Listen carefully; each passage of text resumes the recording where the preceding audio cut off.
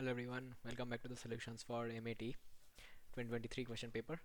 Now we're at question H, right? We have already done question F and G in the last video. So make sure that you look into the solutions there. I've explained everything in detail. Now question H says that which of these triangles have the largest area? Okay, now there are 5 triangles given. So even if you cannot figure this out cleverly, you could just brute force the formula and then calculate all of these areas and see which one of them is the largest, right? Remember, we are not going to do that. I will show you the cleverer technique, but still there are always ways in which if you have an excess of time, you can brute force and verify them, which you should not do.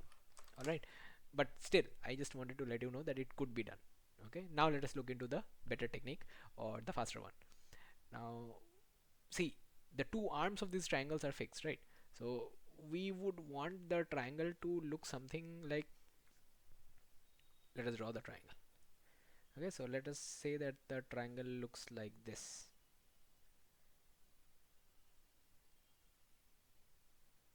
Okay, so I name the equal arms as A and B, so these are 10 each, and then the angle between them as, say, alpha.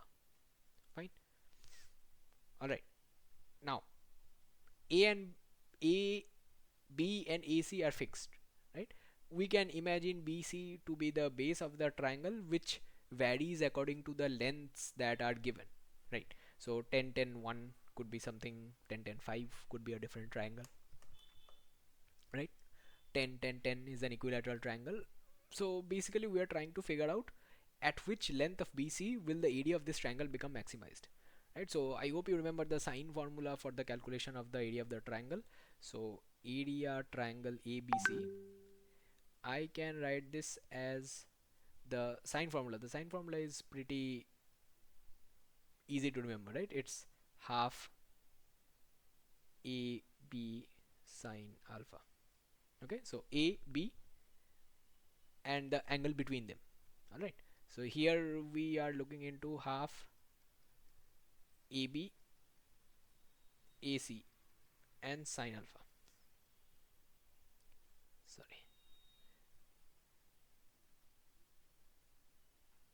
Yes. Now AB and AC in this case are always equal. Okay, so half is a constant. AB and AC are also constant in this particular sum because it's given to be an isosceles triangle, right? So I don't have to maximize or minimize any of the three elements that are on the left side of sine alpha, right? Half, well, I cannot maximize or minimize half, right? Half is half. AB and AC, if they were dependent on alpha, maybe, but here they're not dependent on anything. They're given to be fixed as 10. So sine alpha has to be maximized. Now this is very clear to us that sine alpha is maximized at 90 degree, because sine 0 starts from 0, and as the value of the trigonometric angle goes to 90, sine goes from 0 to 1, right? Now I cannot have one of these angles more than 90, right? Otherwise it will not become an isosceles triangle, right? Because the other two also have to be equal. All right, now in this case the value of sine alpha will have to be closer to 1, and that means alpha will have to get closer to a right angle, and in that case triangle ABC will become right angle isosceles. Now what happens when triangle ABC becomes right angle isosceles? BC will become the hypotenuse, right? Because alpha will be 90 degree or very near to it when we maximize it. Okay, but here they did not ask us to maximize BC. Here they have given us 5 options and asked us in which of the cases would the area be maximum. So in the ideal case, the maximum area would be formed when alpha is 90, right? But here we would have to figure out which one of these values of BC will get alpha to be closest to 90. Okay, so I hope you understood all of the points. If not, just rewind 30 seconds of the video, play it slowly, and you will surely understand. Now let us look into the ideal case first. What happens if alpha is 90? So if alpha is 90, then BC becomes the hypotenuse. The hypotenuse would be root 2 times, right? Because AB and AC are same. So at alpha equal to 90, BC would be equal to root over of AB square plus AC square, Pythagoras theorem, which will be equal to 10 root 2. We do not know what units are here, so I'll just write units. Alright, put the units back there, and this is unit square. Alright, so BC would have been 10 root 2 units. Now I hope you remember the value of the square root of root 2, right? Root 2 is approximately 10 into 1.414 units. So this is basically approximately equal to 14.14 units. Now, what does this imply for us? For us, it implies that at the maximum angle of alpha, which is 90 degree, where our area would be maximized, BC should be closer to 14.14 units. Now, what will our answer be? Our answer will be that triangle which has the closest measure to 14.14. So we will just assume that to be 14. Okay, let us ignore the decimal part, round it off to the integer 14. So which one of these options is closest to 14? 1 no, 5 no, 10 close, 15 very close, 19 well close, but it goes to the other side, right? So clearly this will be option D, right? Because 10 10 15 is closest to 10 10 10 root 2. This would be the maximum area. Alright, and whichever value is closest to the maximum area will be the highest among all the other options. So remember, this is actually not the area of the triangle at its maximum potential. Okay, but among the 5 options given, option D has the highest area. Alright, I hope it is clear. Here this sum is interesting because you would not have to maximize the area per se, but you would have to consider the ideal case in which the area is maximized and then compare it with the options that are given. Okay, so the options make this sum much more interesting. Alright, so this is done, option D. Now we will move on to sum number I. Okay, I is another problem on theory of equations. It says the polynomial px has a degree 3 and the values at 0, 1 and 2 are given. The polynomial has a repeated root at x equal to m. Okay, so polynomial of p of 0 is 0, right? So p of 0 is 0. This implies by the factor theorem.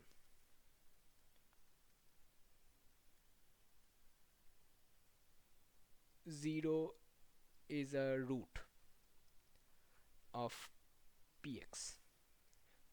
Okay, we cannot write this as a root. We will have to write this as a 0. 0 is a 0 of px. Alright, because p of 0 is 0, right? So I can conclude it by the factor theorem. Now what are the other two zeros? They are m, isn't it? A polynomial of degree 3 will have at most 3 zeros, right? By the fundamental theorem of algebra.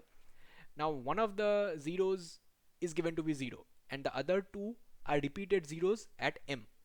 Okay, so what will the general polynomial px look like? The general polynomial px will look something like ax into x minus m whole square, right?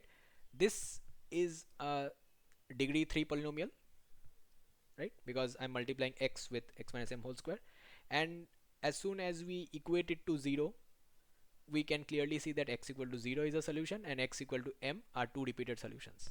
Okay, so this will be the general format. Now we have these two values that are given to us and we have a and m as two unknowns. So two unknowns, two values, I think we can figure this out. Okay, alright, let's go. Let's see what happens at p1. So at p1 I have a into 1 minus m whole square and this is equal to 1. p2 gives us 2a into 2 minus m whole square, this is equal to 2. Okay, so let us work the quadratic equations out here. I can clearly see that twice p1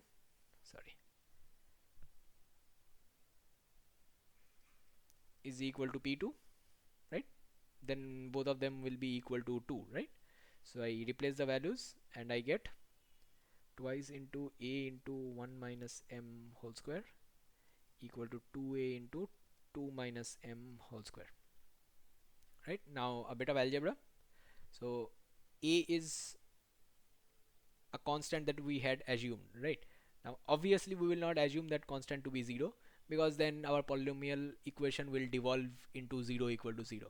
So whenever you are assuming the general polynomial, just make sure to write a not equals to 0. Alright, it will just make your reasoning foolproof. Alright, moving on. Let us solve this. Now I have 1 minus m whole square equal to 2 minus m whole square. So again this becomes m minus 2 whole square minus m minus 1 whole square equal to 0. Right, I can change the order, I can flip them also if I want, but this is a square minus b square, so I get m minus m minus 1. So this is minus 1 into, what happens if I add them, 2m minus 3 equal to 0. So this gives me m equal to 3 by 2. That is here option E.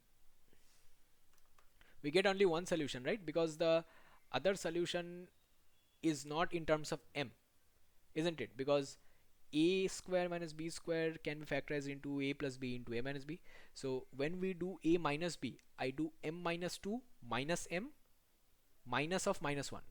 Now the m's cancel and I get minus 2 plus 1, which is minus 1. Now minus 1, if I send it to the other side, it gets divided on the RHS and it becomes 0, because 0 is on the numerator there.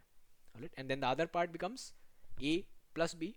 So m minus 2 plus m minus 1, 2m minus 2 minus 1 minus 3. So 2m minus 3 equal to 0, minus 1 got cancelled, went to 0. So 2m minus 3 should be equal to 0, which means m equal to 3 by 2, which means option E is the correct answer.